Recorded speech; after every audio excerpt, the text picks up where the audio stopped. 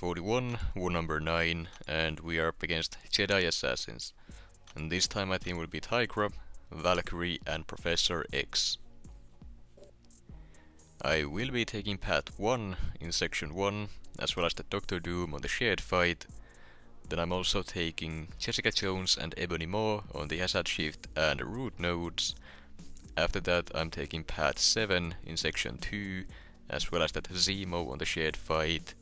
And finally, all the right side mini-bosses here.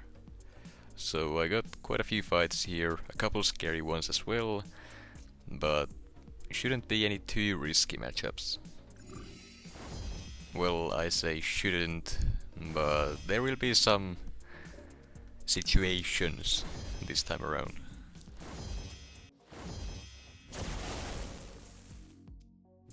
Up first we have an Absorbing Man on the Masochism Overtime node, and I'm taking this fight with Professor X. Normally I would probably use Tigra here, but since I do have that Ebony Maw on the Root node, I figured that I might as well ramp him up a little bit here. So the game plan here is to just get to my special 3 with 100 channeling charges, and then just spam special 3s with the help of the mutant power boosts for the rest of the fight. So this should be very simple. I just need to make sure I keep knocking him down with a heavy attack to remove his forms after each special attack, and as long as I can do that, this fight should not be a problem at all. Masochism doesn't make a difference since I'm not parrying him all that much, and even if I am, well, as long as I can get the special 3, all the regen, it doesn't matter. I'm just gonna be able to spam them, and he will go down, regen or no regen. I will try to do my best to alternate which special attack I'm baiting, so that he doesn't get any refined forms. The Uru form is fine if it gets refined, all I need to do is just avoid blocking any attacks, but the Magma form is another story. If that gets refined, I'm gonna melt from the incinerates, so that is something that I would like to avoid when fighting Absorbing Man. So now I've got to my special 3, and with the mutant power boosts and the mind control active both, I can simply just spam the special 3s over and over, and there is nothing he can do about it, making this a very simple fight for Professor X. And this is how the vast majority of Professor X fights go, and that makes him a very powerful war attacker, provided you have access to those boosts. And then we have a Doctor Doom on the Masochism Overtime and Strike Counter Fury node, and I'm taking this fight with Valkyrie. Game plan here is very simple. I'm only gonna be hitting into his block to make sure that I don't consume those strike counter charges, meaning that I don't have to worry about the constantly stacking furies that he would get. So this fight is gonna be slightly longer than I would ideally like for my war fights, but it is a very safe fight, and provided I can actually do this properly and only hit into the block, he can never really do anything. I will be trying to build up both the Pierce and the Bulwark buffs to make sure my special 2 hits as hard as possible, and to make myself immune to those stun debuffs as well, in case I accidentally falter on one of my hits, or rather delay it for some reason and get parried. So just to avoid that, I do get the Bulwarks up as well. So I go for the non-contact combo inversion there, because that is the safest and easiest way to do it against someone you don't want to hit directly, and once again it just goes to show how useful that actually can be. So now with the inverted combo, I'm just continuing doing the parry walk setup there with the light whiffs to force him to hold block, so I get my openings easily and safely even when he has a special ready. Now against Doom, whenever he uses a special 1, he does trigger his aura, and while it's up, I just have to wait it out, because any contact with him has a chance to nullify any buffs on you, and triggering those shock debuffs as well, allowing Doom to heavy slap you with the passive stun. So to wait out the time on the aura, I also use the light whiff there, just to waste time. That's another great use for it. And yeah, he goes down without any issues. I finished with full health, but it did take almost 2 minutes, so once again, killing our fight time, but as long as I'm not dying, I'm fine with it. Next up we have a Jessica Jones on the Hazard Shift, Incinerate and Shock node with Aggression Prowess, and I'm taking this fight with Valkyrie. The game plan here is once again to just only hit into her block to avoid the Hazard Shift node completely, but in doing so I cannot remove the Aggression Prowesses. And that means any special attack she uses will one-shot me if I get clipped by it, so that is also why I used an invulnerability boost here.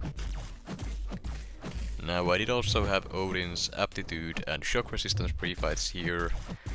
They are not needed for this specific fight, but since I am taking a Richer fight later in the war, they do help there. And since every player has to go through this node, we could have another player place the pre-fights here for me instead of having to go to the right side in section 2. Now, Jessica Jones with Valkyrie is a good matchup, but the AI on Jessica can be very annoying at times. Sometimes she just won't dash back for no reason, and there is a high risk of getting cornered. So that is also why I asked for the shock pre-fight specifically. If I do happen to get cornered, I still have a way out by hitting her directly during the shock phase, so it was just a nice safety net to have here. That being said, her AI has been pretty nice so far, and she hasn't been too aggressive, so this fight has gone pretty well. Not perfect, I have blocked a few hits, but I don't mind that at all, as long as I don't get clipped by any of the specials, or eat combos or get cornered, anything like that. This fight should go down without any issues at all. I got my special 2, and now I'm just nuking her health bar down very quickly, because that is what Valkyrie does. As soon as you get to that special 2, she becomes such a nuke champ, but in fights like these, just getting that special 2 is the biggest problem. And then we have an Ebony Maw on the Scared Stiff and Power Focus 2 nodes, and I'm taking this fight with Professor X.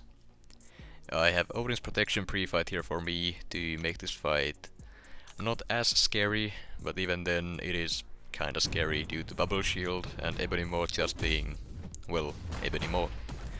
The game plan here is to do the special 3 spam once again with the mutant boosts, and for that I do need to get to 100 channeling charges and then just get the special 3 and the fight is over. Also, while Professor X is above 25 channeling charges, he gets a Vigilance passive, allowing him to bypass miss, so the falter is not a problem at all, you can basically just ignore it. So after that, the biggest risk is just the special 2. All I really need to do to deal with it is just block it. I'm not gonna try to dex it, there is no reason to do that, but right here, Bubble Shield broke through my block with the special 2, but luckily I wasn't faltered when that happened.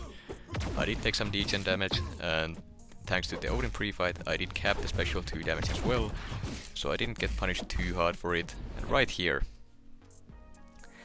I got to my special 3, I didn't throw it for some reason. I wanted to get the heavy charge in first, so that I would get an extra prowess on the special 3, so I dashed away and started holding my heavy. Absolutely no reason to do that, and because of that I did lose my deathless season here and deathless streak as well to an Ebony Maw once again. I have had 3 deaths in the past I don't know how many seasons, and every single one of those deaths has been against Ebony Maw. So after this war I'm just never taking an Ebony Maw in war again. I'm done with him, I don't want to deal with him, so I'm just not gonna do it anymore. But yeah, I don't have an excuse for that death, it was simply just me being dumb and wanting to get the most out of the special 3 damage there, even when it wasn't needed. And due to that, I caused us a death, a very stupid one at that. So, after about 20 minutes or so of ranting online about my death there, I was mad and decided to just go in and finish my war so I could be done for the day. Here we have a Mole Man on the Power Creep and Second Wind Unblockable nodes, and I'm taking this fight with Valkyrie. Nothing special here, all I need to do is just get a Pierce buff up, and that's all. After that I don't have to worry about Mole Man's unstoppable at all, and it makes him just a normal defender. No real problematic abilities at all I just need to do is just not parry him, and yeah, he doesn't do anything. So I'm just gonna be baiting special 1s or special 2s, doesn't make a difference, but I'm just gonna nuke him down with special 2s into the block, and I'm still frustrated about that death. It was so stupid, but I mean it happens, it can happen to anyone, but all I need to do was just throw the special 3 and I would have been fine. Anyways, this Mole Man is just melting at this point. A minute in, I could have finished it with a special 1 into the block there, but since he's below 5 monster mass, he bypasses evade, so if the special 1 didn't finish him off, I wouldn't have had the evade to save me from a combo. So to play it safe, I went for another combo before the special 1, and then that's the fight.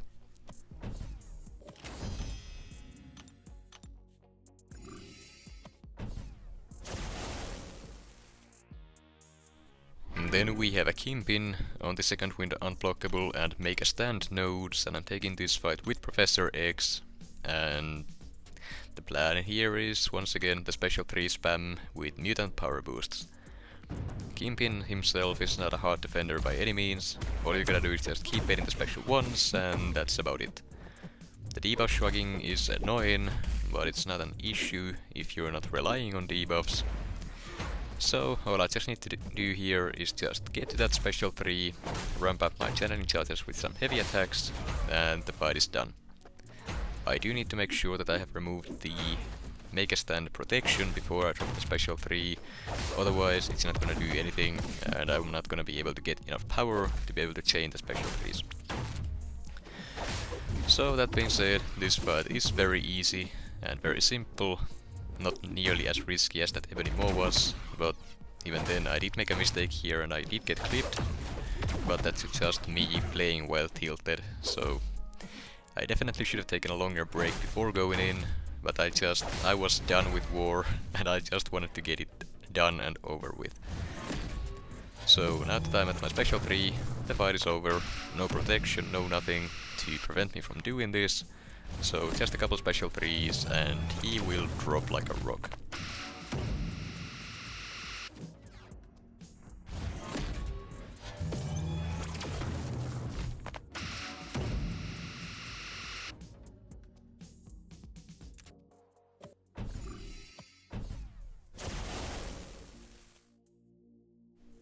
Next up we have a Zemo here on the Rich Get Richer and Aspect of Evolution node, and I'm taking this fight with Valkyrie, and the game plan here is to only hit into his block, and that's about it. Rich Get Richer is gonna be feeding me power for the whole fight due to those Odin pre-fights as well as the Pierce and or Bulwark buffs I have on me, as well as dexterity on top, so there is no chance for Zemo to ever win the buff race, making this fight a very simple one for Valkyrie. I simply just spam special 2 over and over and over again until he falls. The biggest problem here would be him not throwing special attacks at the right times and pushing myself to a special 3 due to all the power gain, but even then all that does is just make the fight a little bit longer, but there is still no risk of death here. Luckily he did go for the special 1 there, so I didn't have to sit around waiting for my power to get the special 3, so this fight is just gonna go down in about a minute here. No issues at all.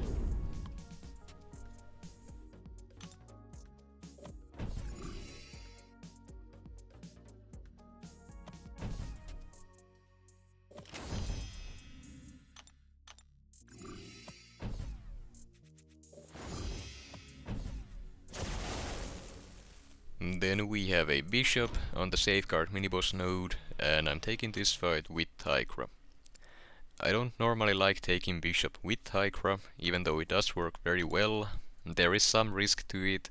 If he goes for a random special 1 at some point, you will take some incinerate damage, and that's not ideal. Even then, it shouldn't be enough to take Tigra down, especially since she is a max boosted 6-star rank 5 Tigra, so that does make it a little bit safer. I used the advanced power boost to start with a lot of power. I bait and punish 2 heavy attacks with my heavy to get to my special 2 quickly with a few ruptures on the opponent. And after that I just gotta nuke him down with the special 2. Unfortunately against Bishop here, a single special 2 is not enough, but all I need to do is just get to another one by punishing heavies, and the fight is done. A very safe fight as long as the AI cooperates and throws the heavies, and doesn't throw those random special ones.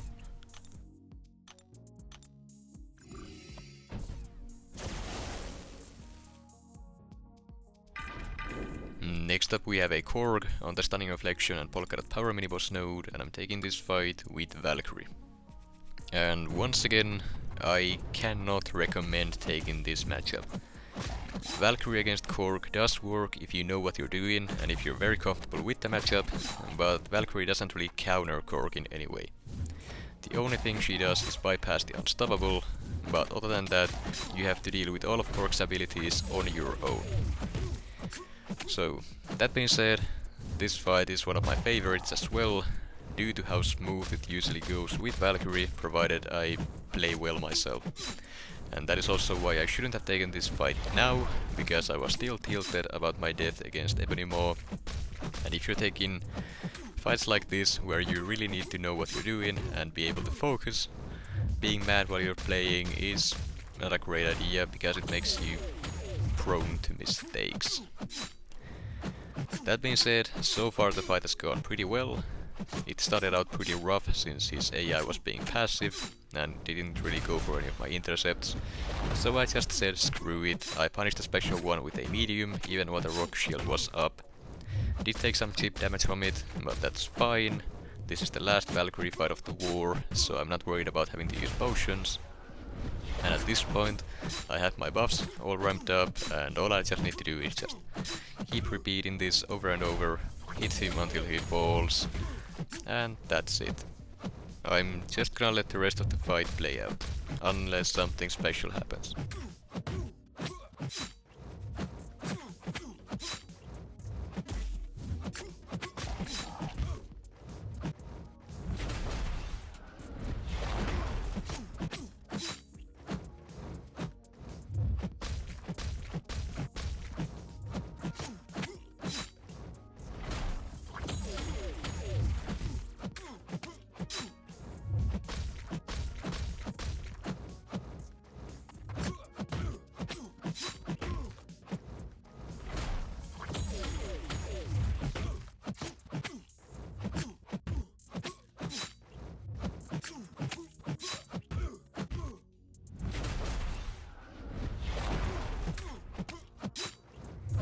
And the fight goes down. Unfortunately did not get to my special 2 to speed things up, but even then, it wasn't as slow as it could have been, and I still got the solo, so I am happy with that.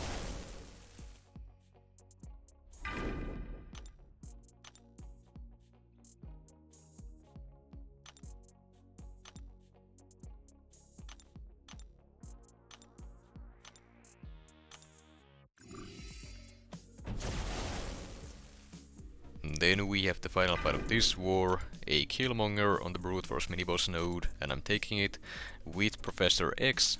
And the game plan here is to just spam special 3s with mutant power boosts. Getting the special 3 is the biggest problem in this fight, and that being said, it's not really a problem at all. I just need to hit Killmonger, and well, that's it. I don't need to worry about his power meter, because the reverb damage is not gonna do much to Professor X, because most of his attacks are non-contact. His heavy attack and basically everything else but the first medium is non-contact, and those attacks are not gonna be able to reflect any of the damage back. So reverb, not an issue. I did take a little bit of it, but that's fine. I'm not gonna be using Professor X for anything else, because, well, this is the final fight. I was assigned the spot boss as well, but we also had a blade that was also an option for it, And since I died to that Ebony Maw, I was not feeling it. I just wanted to get my fights over with, so we went with the blade instead. And the guy did solo the boss just fine, so didn't cost a death there, which is nice. So at this point the fight is over, and with that so is my war, but yeah, I'm still sad about my death, but what can you do?